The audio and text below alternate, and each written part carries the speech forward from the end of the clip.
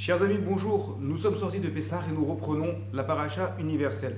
La paracha de cette semaine est assez difficile puisqu'il y a deux parachas, paracha Tazria et paracha Metzora, et on parle beaucoup d'un concept extrêmement compliqué qui s'appelle la Touma, qu'on traduit en français par l'impureté, mais le terme n'est pas véritablement juste, et la Tahara, Tahor, c'est être pur, mais ça aussi, qu'est-ce que ça veut dire vraiment être pur? Être impur sont des concepts qui sont assez difficiles. En ce qui concerne l'aspect universel de la Torah, on peut remarquer, notamment dans la première loi, par rapport à l'impureté de la naissance, la Touma qui est liée à la naissance lorsqu'une femme va accoucher, que cela ne va pas concerner une femme qui n'est pas juive. Il y a ainsi une halakha au tout début de la paracha Tazria, qu'une femme qui a un enfant en étant non juive, puis qui ensuite se convertit, eh bien, elle n'est pas concernée par Toumat Lida, par l'impureté liée à la naissance, parce que justement, elle n'était pas juive. Et on retrouve cela à plusieurs reprises dans la Torah, c'est que les non-juifs ne sont pas concernés par ces lois de Touma et de Tahara, de pureté et d'impureté. Quelque chose qui est comme ça difficile à comprendre, bien qu'en amont, encore une fois, ce qui est difficile à comprendre, qu'est-ce que c'est la Touma, qu'est-ce que c'est la Tahara? Alors, ce qu'il faut savoir, c'est que concernant les juifs, eh bien, savoir si on était tamé ou tahor, ce n'était pas quelque chose de négatif ou de positif. Être tahor pur, ça ne veut pas dire que c'est forcément positif, et être tamé impur, ça ne veut pas dire que c'est forcément négatif.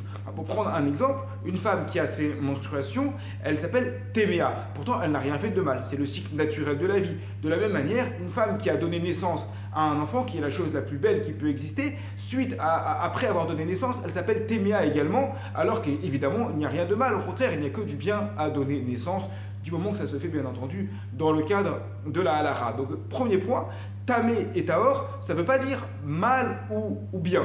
Ce sont des choses différentes. Alors à quoi ça servait?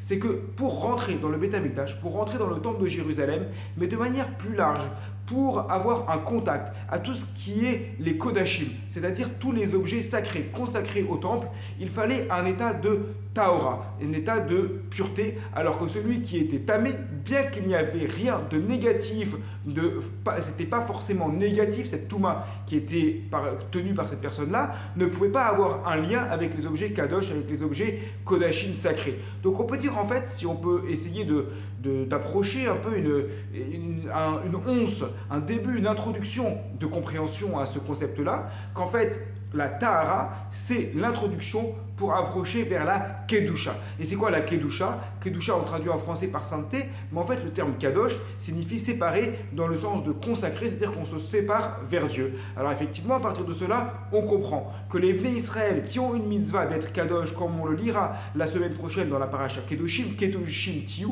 soyez Kadosh, ça veut dire quoi Kadosh? C'est-à-dire qu'il y a des lois particulières qui concernent spécifiquement les Bnei Israël en tant que peuple de Kohanim, peuple de prêtres qui vont donc diffuser la Torah et diffuser le message de Dieu dans le monde. Eh bien ce peuple-là doit être en introduction Tahor pour pouvoir accéder ensuite à la Kedusha, à la séparation vers Akadosh Baruch Hu. Donc bien entendu, cela ne concerne pas les non-juifs qui n'ont pas cette mitzvah d'être Kadosh, de se rapprocher vers Dieu. Donc à partir de là, les enjeux de Touma et de Tahara, de pureté et d'impureté, ne concernent pas les non-juifs, puisque cet enjeu-là, cet enjeu d'être Tahor, est justement une introduction pour pouvoir devenir Kadosh. Kadosh, ça ne veut pas dire qu'on est meilleur que l'autre, mais Kadosh, ça veut dire qu'on est séparé, qu'on est mis de côté pour appliquer une tâche spécifique, ce qui est le cas des Bnei Israël, qui sont séparés, qui sont mis de côté pour appliquer cette tâche de montrer le message de Dieu à l'humanité, effectivement.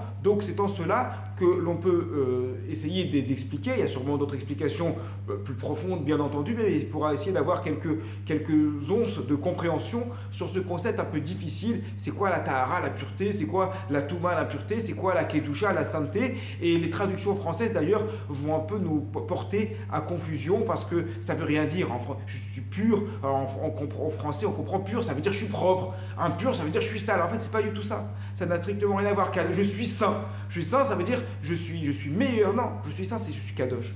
Je suis kadosh, ça veut dire je suis séparé, je suis consacré pour une certaine tâche précise. Maintenant, pour faire cette tâche précise, il y a une introduction qui s'appelle être tahor. Donc forcément, ces concepts de tahara et de touma vont concerner les Bnei Israël, mais ne vont pas concerner les nations.